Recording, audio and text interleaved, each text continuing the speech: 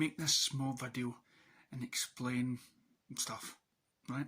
For instance, why do I hardly hashtag my videos? Why do I not put links on my videos? Why on earth do I carry on making these videos that no one watches? Now, if you may or may not be aware of, I have about 3 channels. There's one called DC Beyond, and there's another one called Your Movie Review, and the other one is the In a Mind. And I make these videos really, well, put it this way, I watched a video of one of these popular YouTube channels, and they were given ideas on how to make your YouTube channel popular and get most people watching, and for people it becomes a business, it becomes it becomes maybe, I don't know, a part of their salary on an ongoing basis, and they have to give videos out on a constant basis. And I didn't want to really be a business, nor did I, for me, YouTube can be used in a different way, and where, I love videos that are more sort of personal. And there was a guy I used to follow quite passionately called Chris Pong, who still makes great videos, but I felt the bigger he got, the more it was more the way he talks in most of his videos now is more of a business-like, and it was, when he started off, he was more personal, he was more forgoing his feelings and everything else, but now it's more like it's scripted, which of course is, if it's a business and it's set up that way, it's going to attract more people, because you're broadening your horizons by being on the fence and being non-aggressive or passive or anything like that. And so when I watched one of these videos and the guy says, "Who are you making these videos for?" And I sat back and I thought, who am I making these for? Is it for people, or is it for yourself? And to be honest, deep down, I believe it's for myself. We live in a crazy world full of passionate people, whether it be for movies, whether it be in life, whether it be in DC. And sometimes it's easier for people to write in diaries, write in, or have some sort of clubs that they talk to, that they join, and they can be a part of that. Sadly, some of these societies out there and some of these clubs, like, I know there's a bad element in the Zack Snyder movement, people that give the group a bad name, and unfortunately some of the bad people in that element has tarnished the name of the movement by their bad reactions and or bad tweets or whatever. So it's sort of rather not be, I am a part of the Zack Snyder movement. I am a movie fan, and I am, and with the inner mind, I love all these theories. But for me, I'd rather it be more personal.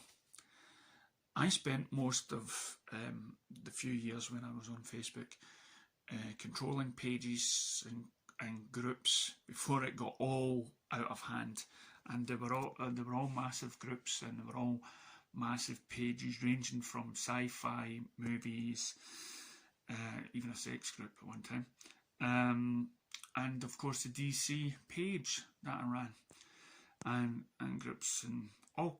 But it became an obsession. It became that I couldn't turn off and walk away. And I see many people take a break from social media, and for me, you know, I had to take a break. There were too many crazy things happening online, and I've not looked back since. So why carry on with these YouTube channels? Well, in years to come, when I'm gone in the box, there will still be some videos of my views on the world, unless they get deleted after so many years. But it's there for the family. They can see how crazy and passionate I am about films, movies, DC, and the way of the world, and my thoughts and stuff. So whether you're watching this on the DC channel or The Inner Mind, which is more of a personal thing, or the movie review, which I really need to do more reviews. But whatever channel that you're watching, for me it's more personal. So but to find these videos, you will need to search hard. You know, I will be in the bottom range of all these million people that take it professional. But this to me is the more, I think it's one of the best things that YouTube can do, because it lets you be able to talk and communicate your thoughts, even if it's just to yourself, your ideas, and you can pass these videos down to your family and everything else. So it is, in a way, it can be therapy, and there's nothing greater than a true story of what happens to them. And as I say, hopefully I will carry this on till I'm in my 80s. I once saw a video where a man filmed with his daughter every year a kind of wedding dance, and she grew up in all these years, and when she got married, you could see her growing up for all the years dancing with her dad to that moment. So for me, that's the true power of YouTube channels. So when you watch these videos, whatever it is, you will see the change, and that's a great thing about YouTube. You can live longer, and you can have your say. But for me, it's not about who watches it. It's like, you know, a time capsule that you've buried in the ground for so many years, and maybe one day somebody will discover it. And those who know the whereabouts, of course, are the ones that are supposed to see these in the first place. Families, friends, you name it. So thank you if you've watched this, for not turning it off, and thank you for giving me your time, and hopefully it may inspire you to make those personal.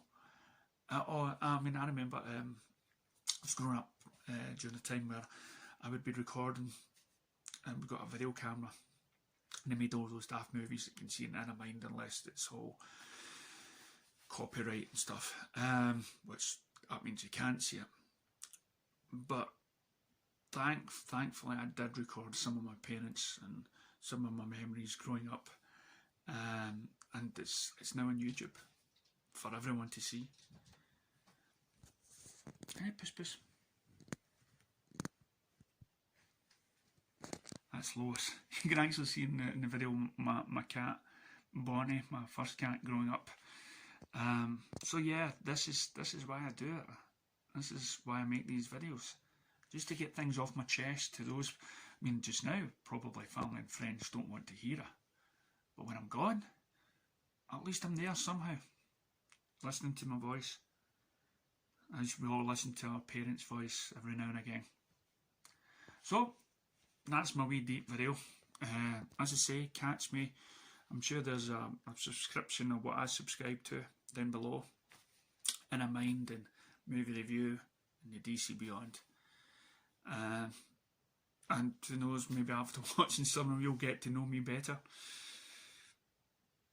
Thank you very much. Catch you next time.